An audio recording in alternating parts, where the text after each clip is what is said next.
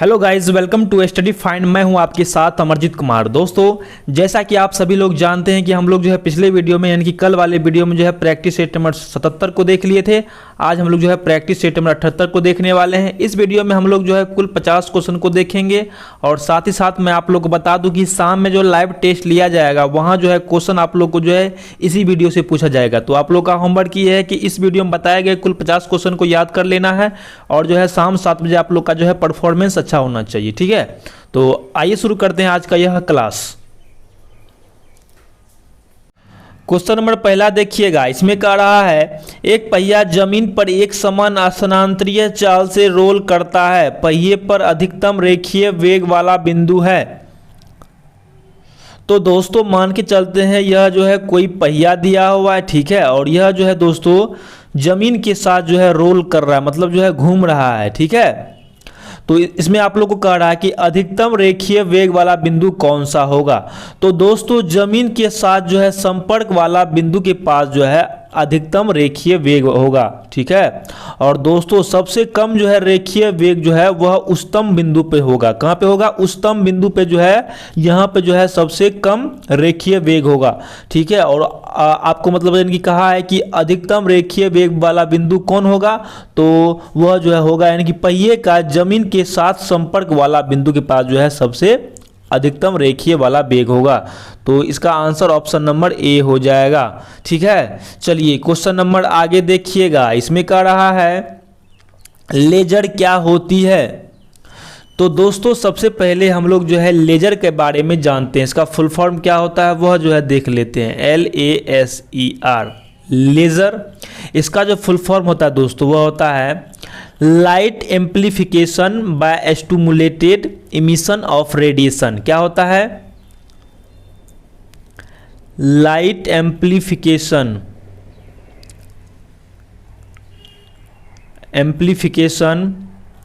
By stimulated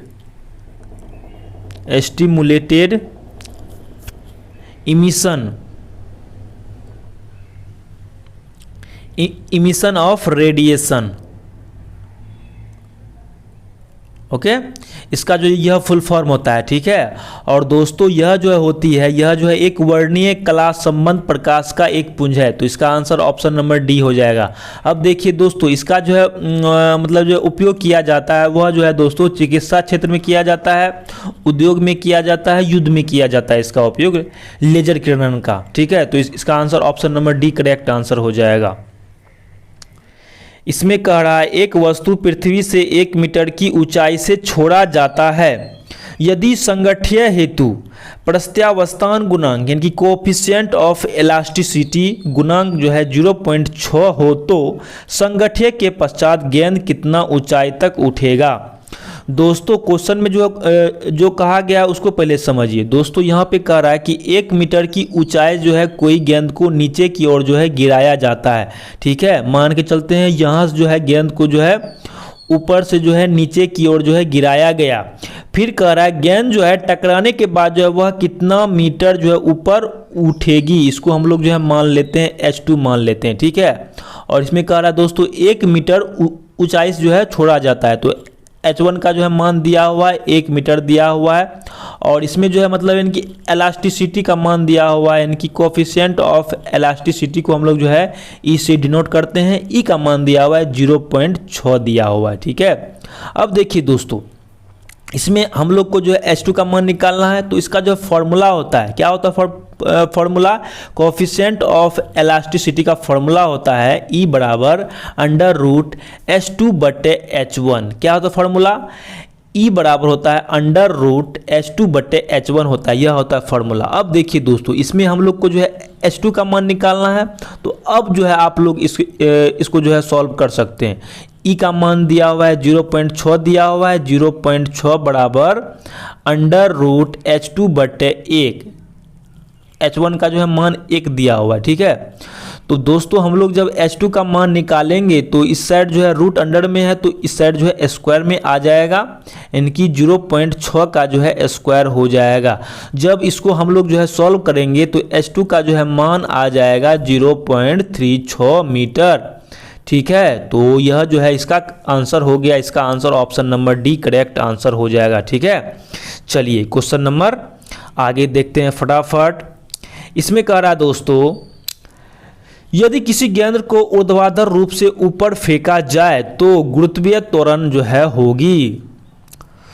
तो दोस्तों जब किसी गेंद को जो है ऊपर की ओर जो है फेंका जाएगा तो गुरुत्वीय त्वरण जो है इसको जो है नीचे की ओर जो है खींचेगी, यानी कि गेंद जो है ऊपर जा रहा है और गुरुत्वीय त्वरण जो है इसका उल्टा हो जाएगा, यानी कि विपरीत दिशा में हो जाएगा। तो इसका answer option number A correct answer हो जाएगा।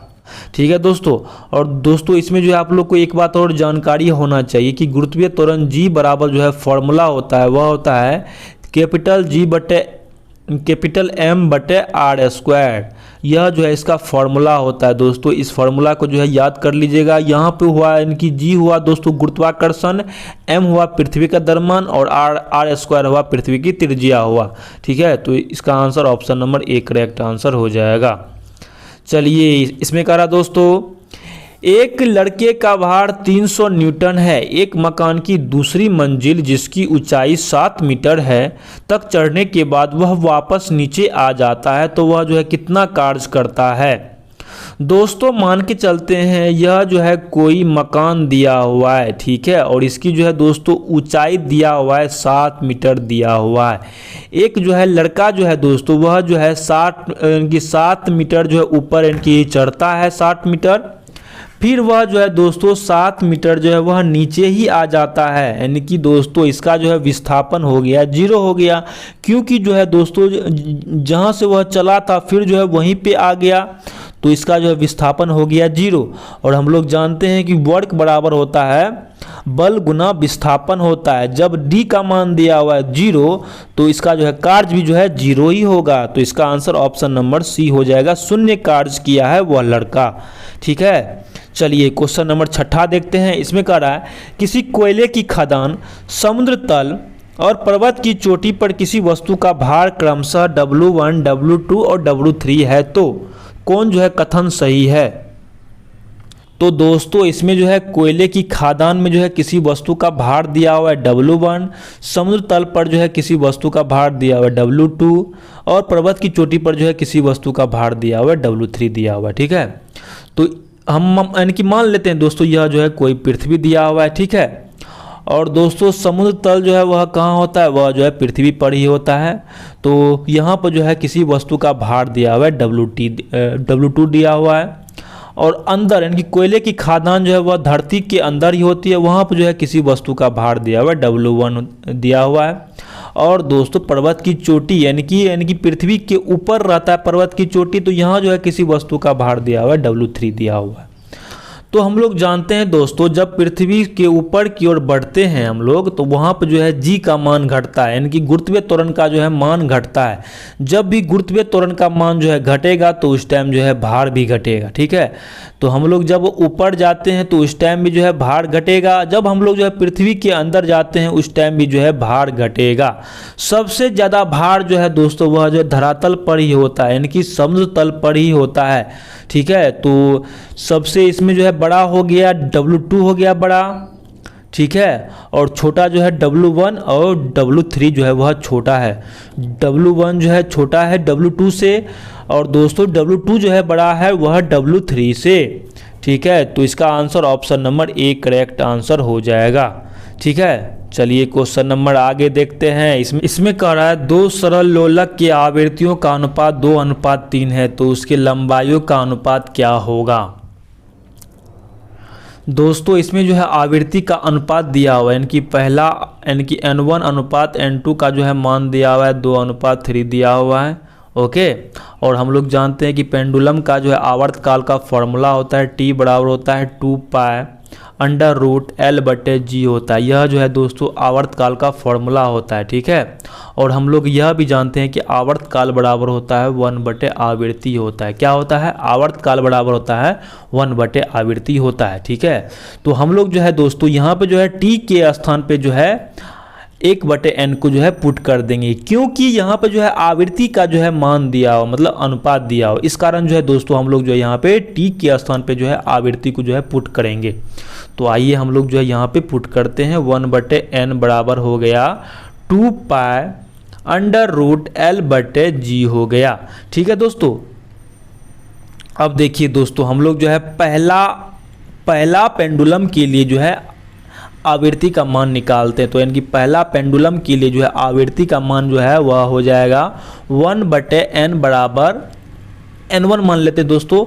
1/n1 बराबर हो गया 2 पाई √L1/g। यह हो गया पहला n की पेंडुलम के लिए आवृत्ति। अब हम लोग जो है दोस्तों दूसरा पेंडुलम का जो है आवृत्ति निकालेंगे। ठीक है, तो वह जो है हो जाएगा 1/n2 बराबर हो जाएगा 2 पाई √L2/g। यह हो गया दोस्तों दूसरा पेंडुलम के लिए आवृत्ति। अब हम लोग जो है दोस्तों कर देंगे यानी कि समीकरण नंबर पहला भागा कर देंगे, समीकरण नंबर दूसरा कर देंगे। ठीक है, तो चलिए हम लोग जो है पहला समीकरण भागा करते हैं दूसरा समीकरण भागा करने पर। ठीक है, तो यह जो है दोस्तों 1/n1/1/n2 बराबर हो जाएगा 2 पाई √L1/g बटे 2 पाई √L2/g। अब देखिए दोस्तों यहाँ पे जो भी कटने वाला है उसको पहले जो है काट दीजिए। तो 2 पाई गौन जी गौन। अब देखिए दोस्तों यहाँ पे जो है आ गया, इसको हम लोग जब ऊपर करेंगे दोस्तों तो यह जो है हो जाएगा n2/n1 हो जाएगा। क्या हो जाएगा? n2/n1 हो जाएगा। फिर जो है दोस्तों यहाँ पे रह गया केवल व केवल जो है रह गया L1/L2 रह गया। तो दोस्तों यह जो है फॉर्मूला हो गया। क्या हो गया फॉर्मूला यह हो गया दोस्तों कि दो पेंडुलम का जो है आवृत्ति का अनुपात जो है वह इतना होता है। ठीक है, अब देखिए दोस्तों इसमें जो भी मान दिया हुआ है उसको जो यहाँ पे पुट कर दीजिए। और मतलब जो है इसमें जो है दिया हुआ है n1/n2 का जो है अनुपात दिया हुआ है 2/3 दिया हुआ है, यानी कि n1 का मान दिया हुआ है 2, n2 का मान दिया हुआ है 3। ठीक है, तो n2 का मान दिया हुआ है 3/2 बराबर L1/L2। ठीक है, अब देखिए दोस्तों इस साइड है रूट अंडर है, जब हम लोग जो है इसको इस साइड करेंगे तो यह जो है स्क्वायर में चेंज हो जाएगा। तो यह हो गया 3/2 का होल स्क्वायर बराबर L1/L2। तो इसको जब हम लोग स्क्वायर करेंगे तो वह जो है 9/4 बराबर जो है L1/L2 हो गया। यानी कि जो है दोस्तों यानी कि दोस्तों हम लोग को जो है निकल करके आ गया L1/L2 बराबर जो है आ गया 9/4 आ गया। तो इसका आंसर जो है यह हो जाएगा कि L1/L2 बराबर जो है 9/4 हो जाएगा। तो इसका जो है आंसर कहाँ होगा? इसमें हमने जो है दोस्तों ऑप्शन को जो है गलत टाइप कर दिया है, तो इसका जो है आंसर ऑप्शन नंबर डी हो जाएगा 9/4। ओके, इसका आंसर ऑप्शन नंबर डी हो जाएगा 9/4। चलिए क्वेश्चन नंबर आगे देखते हैं। इसमें कह रहा है पानी से ऊपर तक भरे एक मग में पानी की सतह पर बर्फ का एक टुकड़ा तैर रहा है। जब बर्फ का टुकड़ा पिघलेगा तो दोस्तों पानी का जो है स्तर पे क्या प्रभाव पड़ेगा वह आप लोगों को बताना है।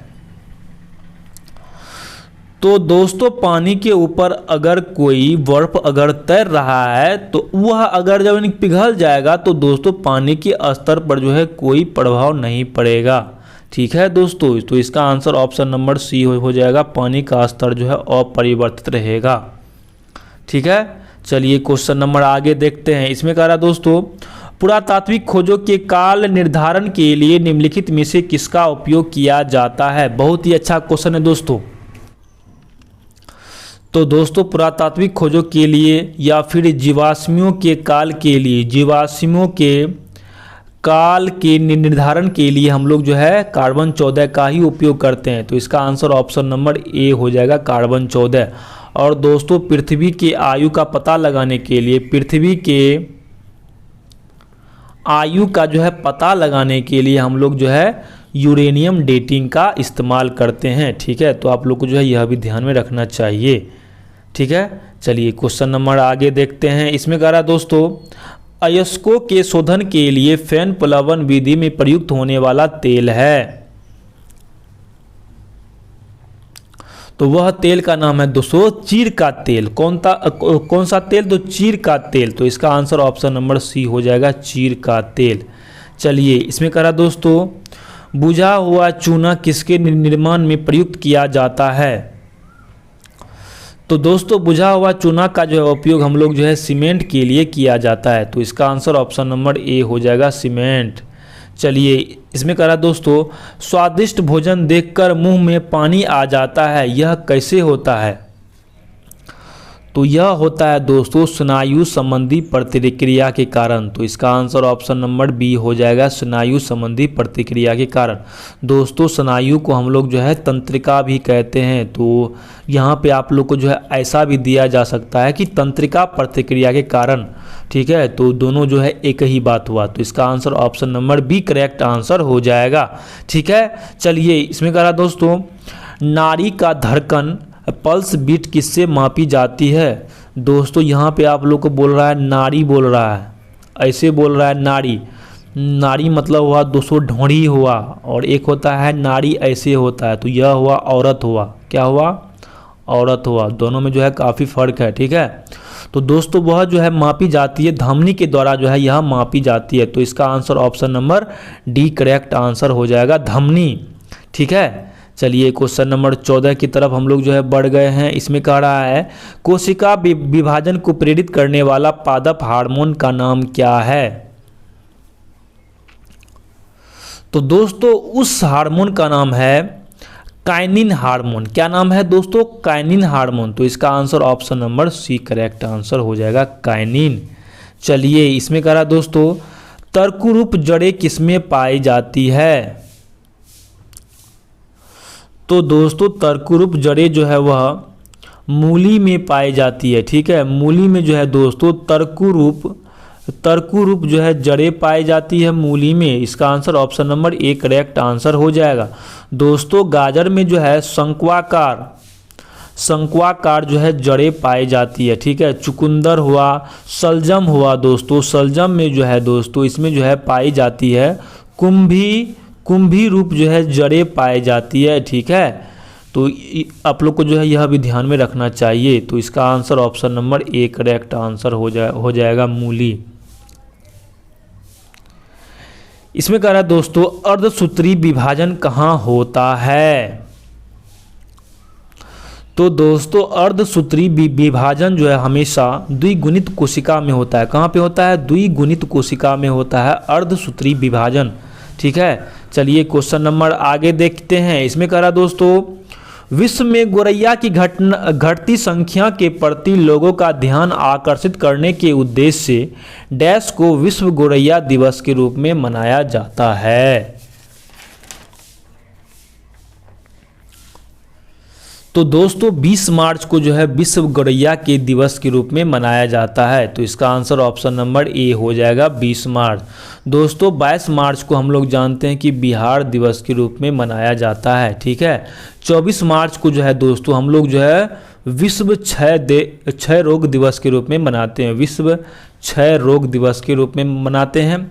और 26 मार्च को हम लोग जो है दोस्तों मिर्गी जागरूकता दिवस के रूप में मनाते हैं, मिर्गी जागरूकता दिवस के रूप में जो है मनाते हैं। तो इसका answer option number A correct answer हो जाएगा, 20 मार्च, ठीक है। चलिए इसमें कह रहा है, भारत द्वारा विकसित किस ICBM की मारक क्षमता 2000 किलोमीटर से अधिक है? तो दोस्तों अग्नि द्वितीय का जो है मारक क्षमता जो है वह 2000 किलोमीटर से अधिक है, ठीक है। इसका answer option number D correct answer हो जाएगा, अग्नि द्वितीय। इसमें कह रहा है दोस्तों, गरडी कहाँ का लोक नृत्य है? गरडी, तो दोस्तों गरडी जो है यह पुद्दुचेरी का जो है लोक नृत्य है। तो इसका आंसर ऑप्शन नंबर सी हो जाएगा, पुद्दुचेरी, ठीक है। और दोस्तों राजस्थान का जो है लोक नृत्य का नाम है, उसका नाम है दोस्तों कालबेलिया। क्या नाम है? कालबेलिया। त्रिपुरा का जो है लोक नृत्य का नाम है दोस्तों होजागिरी, होजागिरी। और दोस्तों गुजरात का जो है लोक नृत्य का नाम है गरबा, ETC। ठीक है, तो इसका answer option number C correct answer हो जाएगा, पुदुचेरी। चलिए क्वेश्चन नंबर खतरनाक आ गया है आप लोग के सामने। इसमें कह रहा है दोस्तों कि किस राज्य में पुरुषों की परंपरागत वेशभूषा सोला या फोतवा और एड़ी चद्दर के रूप में जानी जाती है। तो दोस्तों सोला, फोतवा और एड़ी चद्दर जो है यह जो है पुरुषों का जो है पोशाक है। क्या है? पोशाक है। और यह जो है दोस्तों मुख्य रूप से जो है असम में देखने को मिलता है। तो इसका answer option number C correct answer हो जाएगा, असम। इसमें कह रहा है दोस्तों new dimensions of India's foreign policy पुस्तक के लेखक कौन हैं? तो दोस्तों मैं आप लोग को बता दूं कि new dimensions of India's foreign policy पुस्तक के लेखक का नाम है अटल बिहारी वाजपेयी। क्या नाम है? AB वाजपेयी, अटल बिहारी वाजपेयी। ठीक है। जसवंत सिंह का जो है दोस्तों पुस्तक का नाम है डिफेंडिंग इंडिया। क्या नाम है? Defending India. ओके। और दोस्तों PC एलेक्जेंडर का जो है पुस्तक का नाम है my year with Indira Gandhi. My year with Indira Gandhi, Indira Gandhi. ठीक। और दोस्तों यशवंत सिन्हा का जो है पुस्तक का नाम है, उसका नाम है इंडिया अनमेड, अनमेड। ओके। तो इसका answer option number A correct answer हो जाएगा, अटल बिहारी वाजपेयी। चलिए क्वेश्चन नंबर आगे देखते हैं। इसमें कह रहा है इंद्रानी रहमान किस नृत्य की नृत्यांगना है?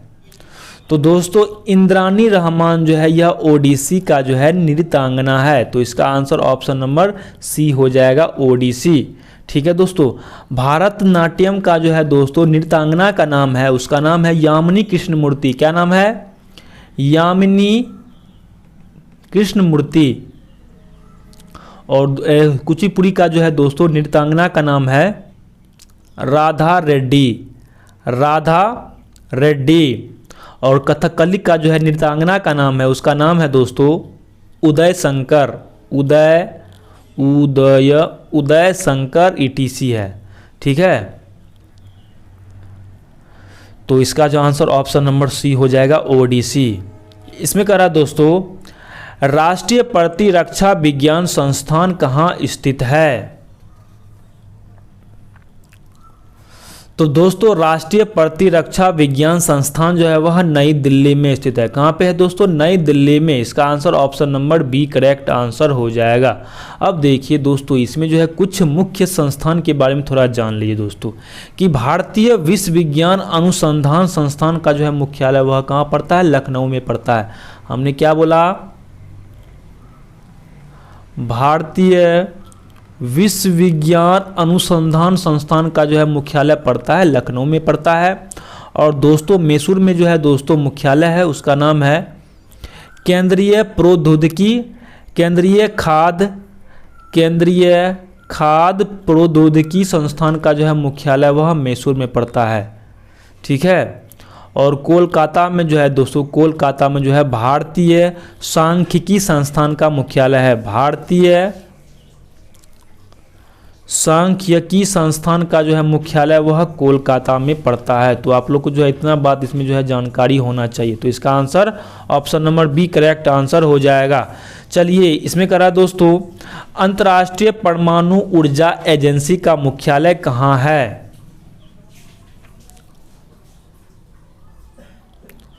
तो दोस्तों अंतर्राष्ट्रीय परमाणु ऊर्जा एजेंसी का जो है मुख्यालय वह वियना में है, जो कि ऑस्ट्रिया की जो है राजधानी पड़ता है। तो इसका आंसर ऑप्शन नंबर ए हो जाएगा, वियना। ठीक है दोस्तों। जनेवा जो है दोस्तों, जनेवा यह जो है दोस्तों WHO का मुख्यालय है, WTO का है और ILO का जो है मुख्यालय कहाँ पड़ता है? जनेवा में पड़ता है। और दोस्तों वाशिंगटन DC जो है दोस्तों, यह जो है अंतर्राष्ट्रीय मुद्रा कोष यानी कि IMF और विश्व बैंक का जो है मुख्यालय पड़ता है वाशिंगटन डीसी में पड़ता है। कहाँ पे पड़ता है? वाशिंगटन डीसी में पड़ता है। ठीक है, तो इसका जो है आंसर ऑप्शन नंबर, इसका जो आंसर ऑप्शन नंबर ए हो जाएगा करेक्ट आंसर, बियाना। तो इसका जो आंसर ऑप्शन नंबर ए हो जाएगा करेक्ट आंसर, बियाना। चलिए क्वेश्चन नंबर आगे देखते हैं। इसमें कह रहा है कण्व राजवंश का संस्थापक कौन था? तो दोस्तों कण्व राजवंश का जो है संस्थापक का नाम था वासुदेव कण्व। ठीक है, और दोस्तों सुशर्मन जो थे, यह जो है दोस्तों कण्व राजवंश के अंतिम राजा थे, अंतिम राजा थे कण्व राजवंश का। ठीक है दोस्तों, और जो है दोस्तों जान लीजिए सिमुक जो है यह सातवाहन वंश के जो है संस्थापक थे। सिमुक जो है सातवाहन वंश के संस्थापक थे। देवभूति जो है दोस्तों यह जो है शुंग वंश के जो है यह अंतिम राजा थे देवभूति। और दोस्तों शुंग वंश का जो है संस्थापक का नाम था, उसका नाम था पुष्यमित्र शुंग। क्या नाम था? पुष्यमित्र शुंग। ओके, तो यह जो था इनकी शुंग वंश जो है दोस्तों, इसका जो है अंतिम शासक का नाम है देवभूति। तो इसको आप लोग जो है ध्यान में रखिएगा। इसका आंसर ऑप्शन नंबर सी हो जाएगा, वासुदेव। इसमें कह रहा है प्रांतीय सरकार का गठन निम्नलिखित में से किस अधिनियम के तहत किया गया था? तो दोस्तों मैं आप लोगों को बता दूं कि प्रांतीय सरकार का जो है गठन वह किया गया था 1935 का अधिनियम के तहत। तो इसका answer option number A correct answer हो जाएगा।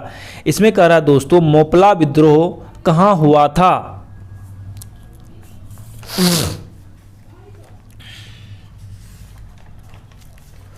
तो दोस्तों मोपला विद्रोह जो था वह 1921 में जो है मालाबार पर हुआ था। कहाँ पे हुआ था? मालाबार पे हुआ था, जो कि जो है केरल में पड़ता है। कहाँ पे पड़ता है? जो कि केरल में पड़ता है, मालाबार तट। इसमें कह रहा मुगल दरबार में सन 1717 में भेजे गए अंग्रेज दूत मंडल का प्रमुख कौन था जिसने मुगल सम्राट फर्रुखसियर से शाही फरमान प्राप्त किया? तो उसका नाम है दोस्तों जॉन सुशर्मन। क्या नाम है? जॉन सुरमन नाम है। तो इसका answer option number D correct answer हो जाएगा, जॉन सुरमन। क्वेश्चन नंबर आगे देखिएगा। इसमें कह रहा है सिराजुद्दौला ने 1756 ईस्वी में अंग्रेजों को हरा कर किस शहर पर अधिकार प्राप्त कर लिया था? तो दोस्तों कुछ कहानी सुन लीजिए सिराजुद्दौला के बारे में। तो दोस्तों सिराजुद्दौला थे वह जो है 1756 में जो है कलकत्ता को जीतने के लिए जो है अंग्रेजों के विरुद्ध जो है आक्रमण किए थे। कब किए थे? तो 1756 में किए थे अंग्रेजों के विरुद्ध आक्रमण। और उसने जो है दोस्तों 146 अंग्रेजी सेना को जो है एक छोटे से कमरे में जो है अंधेरे कमरे में जो है बंद कर दिया था। और इसमें जो है दोस्तों 146 में से जो है मात्र 23 की जो है जान बच पाई थी। बाकी की जो है जान दोस्तों दम घुटने के कारण जो है चली गई थी। केवल व केवल जो है 23 की जो है जान बच पाई थी। और इसमें जो है दोस्तों एक का नाम है जो कि इस कहानी को जो है बयां किया है, उसका नाम है हॉलवेल। क्या नाम है? उसका नाम है हॉलवेल।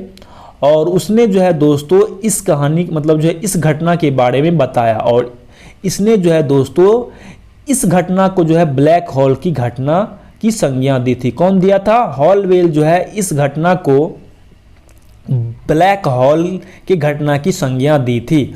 और तो इसका जो आंसर ऑप्शन नंबर सी हो जाएगा, कलकत्ता पर जो है अधिकार कर लिया था। ठीक है, इसका answer option number C correct answer हो जाएगा।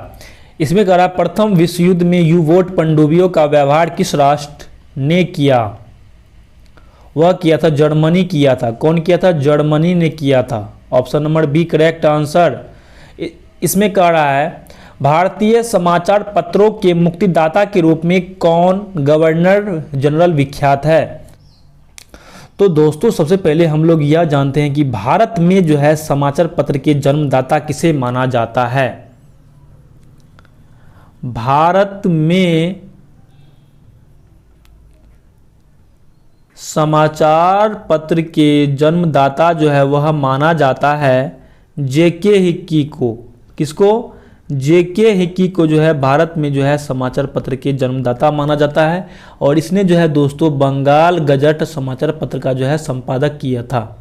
बंगाल गजट का जो है इसने जो है संपादन किया था। ठीक है, अगर आपको जो है ऐसा क्वेश्चन पूछ दे कि भारत के समाचार पत्र के जो है जन्मदाता किसे माना जाता है, तो उस टाइम जो है आंसर होगा राजा राम मोहन राय। हमने क्या बोला, इस पर जो है थोड़ा ध्यान दीजिएगा आप सभी लोग। इसमें कह रहा है भारत में जब भी क्वेश्चन रहेगा ऐसा कि भारत में समाचार पत्र के जन्मदाता किसे माना जाता है, तो उस टाइम जो आंसर होगा जेके ही की। अगर वहां पे क्वेश्चन ऐसा रहेगा कि भारत के समाचार पत्र का जो है जन्मदाता किसे माना जाता है, तो उस टाइम जो है आंसर होगा राजा राम मोहन राय। और दोस्तों राजा राम मोहन राय जो थे यह जो है संवाद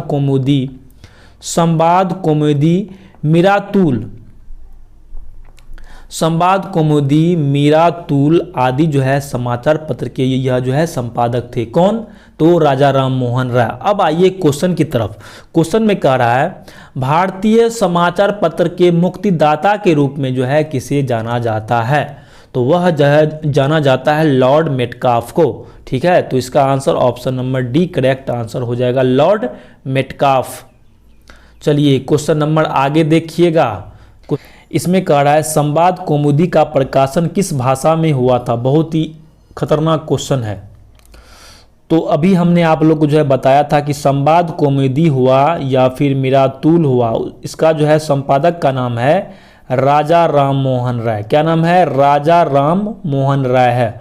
और यह जो है दोस्तों संपादन हुआ था, यानी कि प्रकाशन हुआ था बंगला भाषा में। तो इसका answer option number B correct answer हो जाएगा, बंगला भाषा में। चलिए क्वेश्चन नंबर आगे देखते हैं। इसमें कह रहा है पूर्व व वर्तमान चट्टानों के ढीले और टूटे भागों से जिन चट्टानों का निर्माण होता है उसे क्या कहते हैं, उसे जो है दोस्तों अवसादी चट्टान कहते हैं। क्या कहते हैं, अवसादी चट्टान कहते हैं। Option number C correct answer हो जाएगा। चलिए क्वेश्चन नंबर आगे देखते हैं। इसमें कह रहा है निम्नलिखित में से किस क्षेत्र से भूमध्य रेखा गुजरती है। तो दोस्तों भूमध्य रेखा जो है वह अफ्रीका से गुजरती है। कहाँ से गुजरती है, अफ्रीका से गुजरती है। इन तीनों देशों से जो है वह यानी कि भूमध्य रेखा जो है नहीं गुजरती है। तो इसका answer option number A correct answer हो जाएगा, अफ्रीका से गुजरती है। चलिए इसमें कह रहा है संसार का सबसे अधिक आर्द्र महाद्वीप कौन सा है। तो दोस्तों संसार का जो है सबसे अधिक आर्द्र महाद्वीप का नाम है दक्षिणी अमेरिका। क्या नाम है, दक्षिणी अमेरिका। कंफ्यूज जो है यहाँ पे मत कीजिएगा, यहाँ पे दिया हुआ है उत्तर भी दिया, उत्तर अमेरिका भी दिया हुआ है और दक्षिणी अमेरिका भी दिया हुआ है। तो इसका जो आंसर हो जाएगा option number D correct answer, दक्षिणी अमेरिका। ठीक है, चलिए क्वेश्चन नंबर 36 देखते हैं। इसमें कह रहा है ओजोन परत कहाँ पाई जाती है। तो दोस्तों ओजोन परत जो है वह समताप मंडल में पाई जाती है। इसका आंसर ऑप्शन नंबर सी हो जाएगा, समताप मंडल में। दोस्तों ओजोन परत जो है यह जो है परावैंगनिक किरण को जो है पृथ्वी पर आने से रोकता है। ठीक है, यह भी आप लोग जो है ध्यान में रखना चाहिए। इसका आंसर ऑप्शन नंबर ए हो जाएगा, समताप मंडल। इसमें कह रहा है दोस्तों दिल्ली से मथुरा और वाराणसी होते हुए कोलकाता को कौन सा राष्ट्रीय राजमार्ग जोड़ता है। तो दोस्तों NH2 जो है यह जो है दोस्तों दिल्ली से मथुरा और वाराणसी होते हुए जो है कोलकाता को जोड़ता है। कौन सा राष्ट्रीय राजमार्ग, NH2 नेशनल हाईवे 2। अब देखिए दोस्तों NH4 जो है दोस्तों NH4 यह जो है मुंबई से चेन्नई को जोड़ता है। मुंबई से जो है यह जो है चेन्नई को जोड़ता है NH4। NH6 जो है दोस्तों यह जो है कोलकाता से गुजरात को जोड़ता है। कोलकाता से जो है यह गुजरात को जो है जोड़ता है NH6। NH10 जो है दोस्तों यह जो है जोड़ता है दिल्ली से फजिल्का, दिल्ली से जो है फजिल्का को जो है जोड़ता है, फजिल्का को जो है यह जोड़ता है। ठीक है, तो इसका जो answer option number B correct answer हो जाएगा, NH2। इसमें कह रहा दोस्तों कर्क रेखा ट्रॉपिक ऑफ कैंसर किस शहर के पास से होकर गुजरती है? तो दोस्तों उससे पहले हम लोग यह जानते हैं कि कर्क रेखा जो है वह भारत के जो है कौन कौन से राज्यों से होकर गुजरती है। तो दोस्तों कर्क रेखा जो है वह भारत के 8 राज्यों से होकर गुजरती है। उसके लिए जो है एक ट्रिक है दोस्तों, उस ट्रिक को आप लोग जो है थोड़ा जान लीजिए। उस ट्रिक का नाम है दोस्तों मित्र पर गमछा झार। ठीक है, मी से हो गया मिजोरम, त्रो से हो गया त्रिपुरा, पो से हो गया पश्चिम बंगाल, रो से हो गया राजस्थान, ग से हो गया गुजरात, मो से हो गया मध्य प्रदेश, छ से हो गया छत्तीसगढ़, झाड़ से हो गया झारखंड। 1 2 3 4 5 6 7 8 यानी कि 8 राज्यों से होकर जो है कर्क रेखा गुजरती है। अब देखिए दोस्तों, तो कर्क रेखा जो है दोस्तों इसमें कह रहा है किस शहर के पास से होकर गुजरती है। तो दोस्तों कर्क रेखा जो है वह मध्य प्रदेश की राजधानी भोपाल के पास से होकर गुजरती है। ठीक है, तो इसका answer option number C correct answer हो जाएगा, भोपाल। इसमें कह रहा है गारो और खासी पहाड़ियां किस पर्वत श्रेणी के भाग हैं? तो दोस्तों गारो और खासी जो है पहाड़ियां यह जो हिमालय के ही भाग है। तो इसका आंसर ऑप्शन नंबर बी हो जाएगा, हिमालय। चलिए, इसमें कह रहा है दोस्तों इनमें से कौन सी नदी प्रायद्वीपीय भारत की सबसे लंबी नदी है? तो दोस्तों प्रायद्वीपीय भारत की जो है सबसे लंबी नदी का नाम है गोदावरी।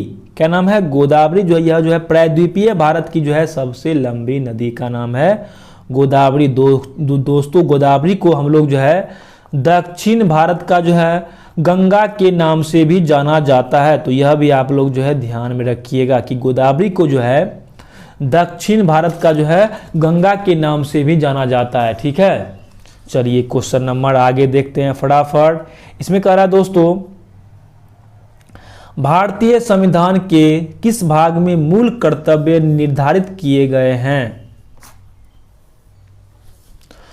तो दोस्तों मूल कर्तव्य को जो है 42वें संविधान संशोधन 1976 के अंतर्गत जो है जोड़ा गया था और उसको जो है दोस्तों भाग 4 के ए में जो है जोड़ा गया था और अनुच्छेद जो है दोस्तों 51 के ए में जो है इसे जोड़ा गया है। ठीक है, तो आप लोग जो है इतना बात जो है इसमें जानकारी होना चाहिए।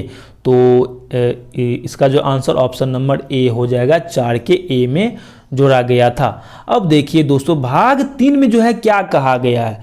तो भाग 3 में जो है दोस्तों मौलिक अधिकार का वर्णन किया गया है। भाग 3 में जो है मौलिक अधिकार का वर्णन किया गया है। भाग 5 में जो है दोस्तों इसमें जो है संघ की मतलब जो है इनकी संघ की जो है इसमें चर्चा किया गया है। भाग 4 में जो है दोस्तों इसमें जो है नीति निदेशक जो है सिद्धांत का जो है वर्णन किया गया है भाग 4 में। तो आप लोग को जो है इतना बात इसमें जो है जानकारी होना चाहिए। इसका आंसर ऑप्शन नंबर ए हो जाएगा करेक्ट आंसर।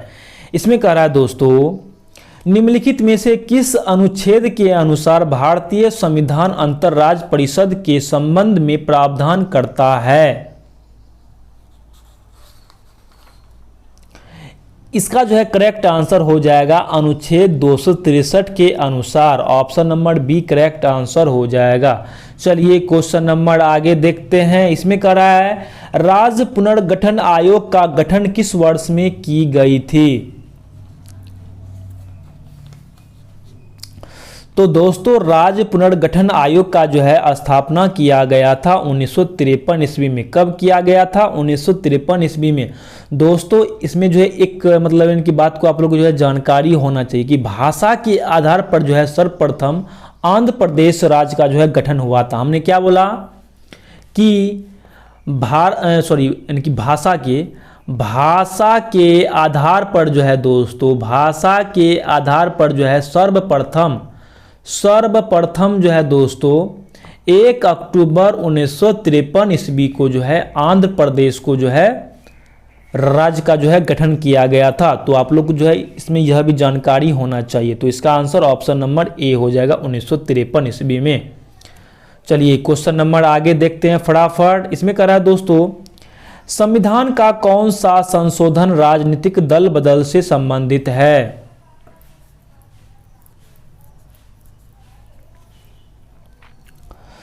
तो दोस्तों पहले हम लोग जो है 73वां संविधान संशोधन के बारे में जान लेते हैं। तो दोस्तों 73वां जो है संविधान संशोधन के अंतर्गत जो है दोस्तों इसमें जो है पंचायती राज का जो है गठन किया गया था। पंचायती राज का जो है गठन किया गया था और यह जो है संशोधन 1992-93 के बीच हुआ था। ठीक है। और 74वां संविधान संशोधन के अंतर्गत जो है दोस्तों इसमें जो है नगर पालिका का गठन किया गया था। नगर पालिका का जो है गठन किया गया था और यह भी जो है दोस्तों 1992 और 93 के ही बीच हुआ था। ठीक है। और दोस्तों 52वां संविधान संशोधन के अंतर्गत जो है दोस्तों इसमें जो है दल बदल कानून को जो है जोड़ा गया था। दल बदल कानून को जो है जोड़ा गया था 52वां संविधान संशोधन में। और यह जो है कब हुआ था? यह जो है दोस्तों 1985 ईस्वी को हुआ था 52वां संविधान संशोधन। और दोस्तों 61वां संविधान संशोधन के अंतर्गत जो है दोस्तों मतदान की आयु जो है घटाकर 21 से जो है 18 कर दी थी। मतलब जो है 61वां संविधान संशोधन के अंतर्गत जो है यानी कि मतदान के लिए जो है उम्र की सीमा जो है घटाकर 18 वर्ष कर दी गई थी। और यह जो है हुआ था 1989 ईस्वी में हुआ था। कब हुआ था? 1989 ईस्वी में। ठीक है। तो इसका आंसर ऑप्शन नंबर सी हो जाएगा 52वां संविधान संशोधन। इसमें कह रहा है दोस्तों किस देश का जो है स्वतंत्रता दिवस 4 जनवरी को मनाया जाता है? तो दोस्तों पाकिस्तान का जो है स्वतंत्रता दिवस जो है वह 14 अगस्त को मनाया जाता है। ठीक है। म्यांमार का जो है इसका जो है 4 जनवरी को मनाया जाता है। अमेरिका का जो है 4 जुलाई को मनाया जाता है। फ्रांस का जो है दोस्तों 14 जुलाई को मनाया जाता है। ठीक है। तो इसका answer option number B correct answer हो जाएगा म्यांमार। चलिए क्वेश्चन नंबर आगे देखते हैं। इसमें कह रहा है एक वर्ष का राजस्व एकत्र करने का प्रस्ताव सरकार किस विधेयक द्वारा जारी करती है? तो वह जो है दोस्तों वित्त विधेयक के द्वारा जो है जारी करती है। तो इसका answer option number B correct answer हो जाएगा वित्त विधेयक। चलिए क्वेश्चन नंबर आगे देखते हैं। इसमें कह रहा है व्यावसायिक बैंक है। तो दोस्तों व्यावसायिक बैंक जो है वह ग्राहकों को उनकी जमा पर जो है ब्याज देते हैं। तो इसका answer option number A correct answer हो जाएगा। चलिए क्वेश्चन नंबर आगे बढ़ते हैं फटाफट। इसमें कह रहा है किसी कंपनी के ऋण पत्र धारक उसके क्या हैं? तो दोस्तों किसी कंपनी के जो है ऋण पत्र धारक जो है उसके लेनदार हैं। क्या है? लेनदार। इसका आंसर ऑप्शन नंबर बी होगा। चलिए क्वेश्चन नंबर 49 की ओर आ गए हम लोग। इसमें कह रहा है ज्वाला गुंडा एकेडमी ऑफ एक्सीलेंस कहाँ स्थापित की गई है? ज्वाला गुट्टा। तो दोस्तों ज्वाला गुट्टा जो है वह हैदराबाद में स्थापित की गई थी है। तो इसका आंसर ऑप्शन नंबर सी हो जाएगा। चलिए क्वेश्चन नंबर अंतिम की और इसमें कह रहा है प्लास्टिक लाओ मास्क ले जाओ नामक पहल कहाँ शुरू की गई थी? प्लास्टिक लाओ मास्क ले जाओ। तो यह जो है दोस्तों देहरादून में जो है शुरू की गई है। ठीक है। तो इसका आंसर ऑप्शन नंबर बी हो जाएगा। तो दोस्तों मैं उम्मीद करता हूं कि आप लोग को जो है आज का यह क्लास बहुत ही अच्छा लगा होगा। और दोस्तों शाम 7 बजे आप लोग को जो है आना बिल्कुल नहीं भूलना है, क्योंकि जो है शाम 7 बजे आप लोग का जो है लाइव टेस्ट लिया जाएगा। ओके। तो जय हिंद दोस्तों।